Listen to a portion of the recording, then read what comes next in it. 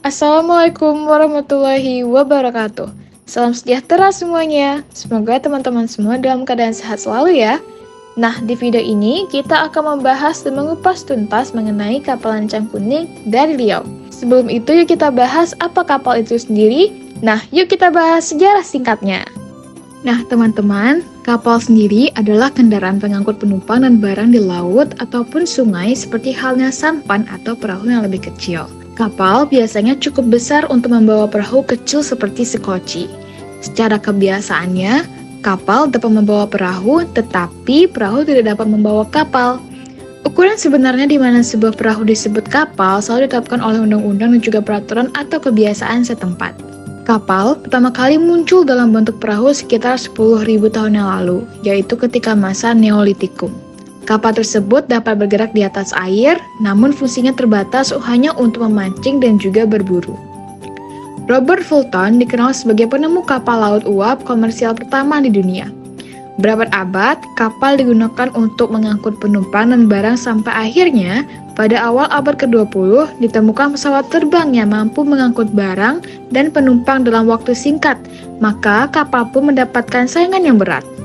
Namun, untuk kapal masih memiliki keunggulan yakni mampu mengangkut barang dengan tonase yang lebih besar, sehingga lebih banyak dinominasi kapal niaga dan tanker. Sedangkan kapal penumpang banyak dialihkan menjadi kapal pesiar, seperti Queen Elizabeth dan Awani Dream. Perahu segera berkembang menjadi perahu lunas yang mirip dengan kapal kerajinan kayu saat ini. Untuk menentukan arah, pada masa lalu kapal berlayar tidak jauh dari benua atau daratan. Namun, sesuai dengan perkembangan, akhirnya para awak kapal menggunakan bintang sebagai alat bantu navigasi dengan alat bantu berupa kompas dan astrolabe serta peta. Sebelumnya, kapal dan perahu di Indonesia terbagi menjadi dua kelompok besar, yaitu kapal lesung dan kapal papan. Meskipun kedua kapal tersebut paling sederhana, namun dalam pembuatannya memerlukan teknik khusus. Evolusi teknologi kapal dapat diurutkan pada zaman prasejarah, di mana sampan sudah cukup dikenal di samping rakit.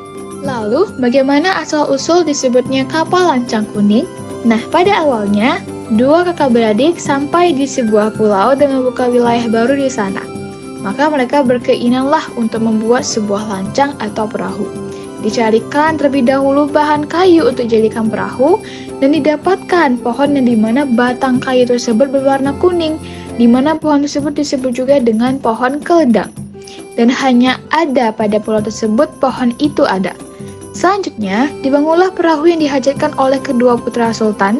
Setelah beberapa waktu, jadilah sebuah perahu yang berwarna kuning karena adanya bahan berasal dari pohon kayu keledang yang kayunya sudah semula jadi berwarna kuning, serta dihiasi dengan layar yang berwarna kuning pula sebagai lambang kebesaran kesultanan atau bangsawan Melayu. Dan pulau di mana tempat dibuatnya perahu lancang kuning selanjutnya diberi nama Pulau Galang. Nah, teman-teman, tadi itu adalah perkenalan atau sejarah singkat mengenai kapal sendiri. Lalu di sini kita akan membahas mengenai kapal lancang kuning kebanggaan Riau.